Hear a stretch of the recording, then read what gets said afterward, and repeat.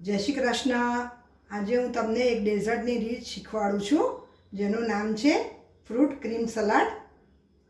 જેના માટે જોઈશે ક્રીમ, દૂધ, ખાંડ, કેળા, સફરજન, ચીકુ, પાઇનેપલ, દ્રાક્ષ, ખજૂર, ડ્રાય ફ્રૂટ્સ જેવા કે સૂકી દ્રાક્ષ, પિસ્તા, બદામ, કાજુ, ઇલાયચીનો ભૂકો, જાયફળનો ભૂકો, કેસર।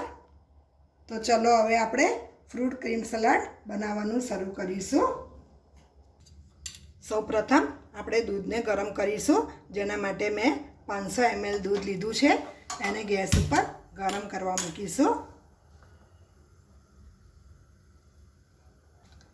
થોડુંક ગરમ જેવું થાય એટલે એમાં આપણે ખાંડ ઉમેરી દઈશું। હર હંમેશ દૂધ ગરમ કરતા હોઈએ ત્યારે જ ખાંડ ઉમેરી દેવી। લગભગ 8 ટેબલ સ્પૂન ખાંડ નાખું છું। ફરી તમારા રીતના જે રીતના ગળ્યું જોઈએ એ રીતના તમે નાખી શકો છો।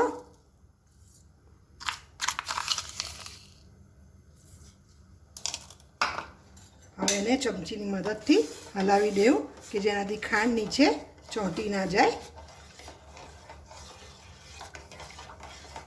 આ રીતે ખાંડ નાખવાથી ખાંડ દૂધમાં સરસ રીતના ઓગળી પણ જશે। જો હવે આ ખાંડ ઓગળી ગઈ છે। હવે એને એક ઉભરો આવવા દઈશું। વધારે ગરમ કરવાની જરૂરત નથી। જો આ દૂધ ગરમ થઈ ગયું છે, જેને આપણે જે ક્રીમ સલાડ બનાવવાનું હોય એ વાસણમાં ટ્રાન્સફર કરવું, કારણ કે મોટું હોય એટલે દૂધ જલ્દી ઠંડુ પડી જાય છે। જ્યાં સુધી ઠંડુ ના થાય ત્યાં સુધીની આગળની પ્રોસિજર ચાલુ કરવી નહીં। જો હવે આ દૂધ ઠંડુ થઈ ગયું છે। જ્યાં સુધી ઠંડુ ના થાય ત્યાં સુધી એમાં ક્યારેય ક્રીમ ભેળવવું નહીં। હવે આ કેસરવાળું દૂધ મેં થોડુંક તૈયાર કર્યું છે એ એમાં ભેળવી દઈશું। જો હવે આ રમેશ 500 ml દૂધ હોય તો એમાં 250 ml ક્રીમ ભેળવવું।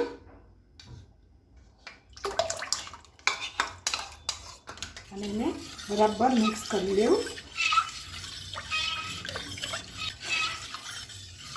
દૂધ ગરમ હોય અને એમાં ક્રીમ ભેળવો તો દૂધ તરત જ ફાટી જાય છે। જો હવે આ ક્રીમ બરાબર ભળી ગયું છે એટલે હવે એને ફ્રીજમાં ઠંડુ કરવા મૂકી દઈશું।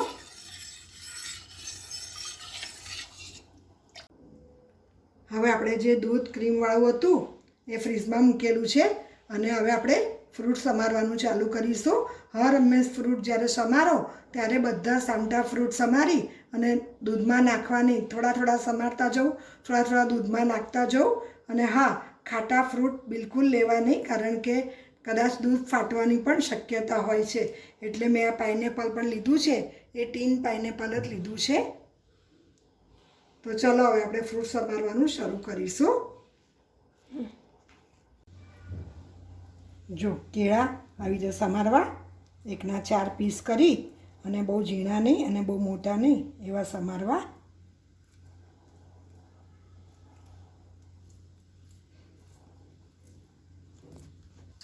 જો હવે આ દૂધ ઠંડુ થવા માંડ્યું છે, હવે એમાં કેળા સમારેલા આપણે ઉમેરી દઈશું અને પાછું આપણે ફ્રીજમાં ઠંડુ કરવા મૂકી દઈશું, જેનાથી બાકીના ફ્રૂટ સમારતા જવાનું અને એમાં નાખતા જઈશું।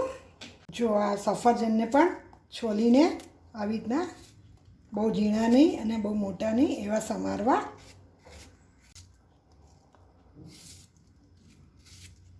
જો હવે આ સફરજન પણ સમારીને રાખ્યા છે, જે પણ આપણે અંદર ભેળવી દઈશું અને એને બરાબર હલાવી દઈશું। હવે આ સફરજન પણ મિક્સ કર્યા છે। હવે આપણે ફરીથી એને ફ્રીજમાં મૂકી દઈશું। જો આ ચીકુને પણ છોલી અને આવી રીતના ઝીણા નહીં અને મોટા નહીં એવા સમારવાના હોય છે। એના બિયા સાઈડમાંથી કાઢી લેવા।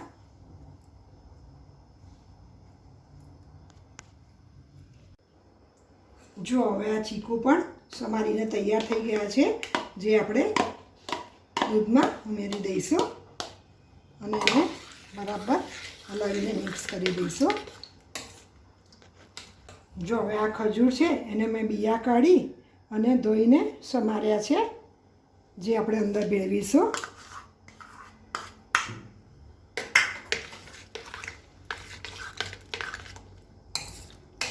હવે સૂકો મેવો છે એ થોડોક અંદર ભેળવીશું.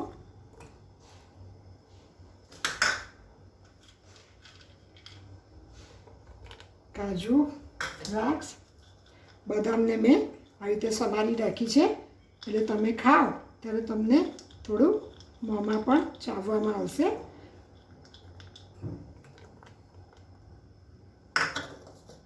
પિસ્તાના પણ મેં કકડા કરીને રાખ્યા છે.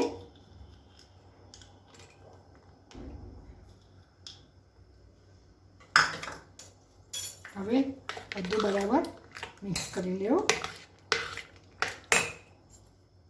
હવે એમાં ઇલાયચીનો ભૂકો નાખવો, લગભગ પોણી ચમચી નાખવો. થોડોક જાયફળનો ભૂકો નાખવો અને બધું મિક્સ કરી લેવું.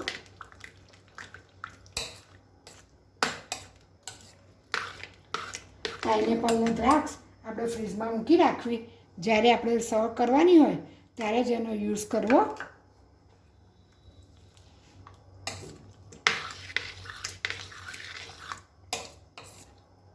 હવે આને ફ્રીજમાં ઠંડુ થવા મૂકવું, જેનાથી આ ડેઝર્ટ ખાવામાં ખૂબ જ મજા આવે છે.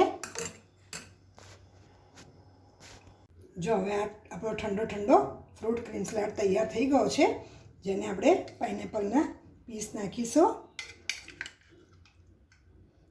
પાઇનેપલ અને દ્રાક્ષ હર હંમેશ જમતી વખતે જ નાખવા.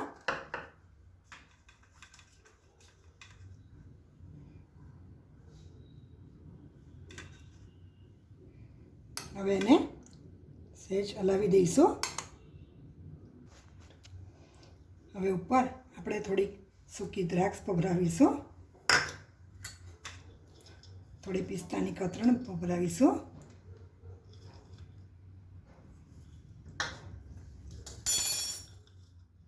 થોડા બદામના પીસ ભભરાવીશું.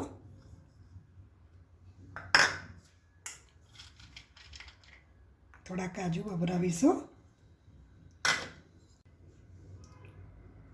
જુઓ હવે આપણો ફ્રૂટ ક્રીમ સલાડ તૈયાર થઈ ગયો છે. કેટલો સરસ લાગે છે. અને હા, એમાં બધા ફ્રૂટ આવે, બધો ડ્રાયફ્રૂટ્સ આવે, એટલે છોકરાઓને તમે ખવડાવશો તો પણ એ લોકોને ખાવાની ખૂબ જ મજા આવશે.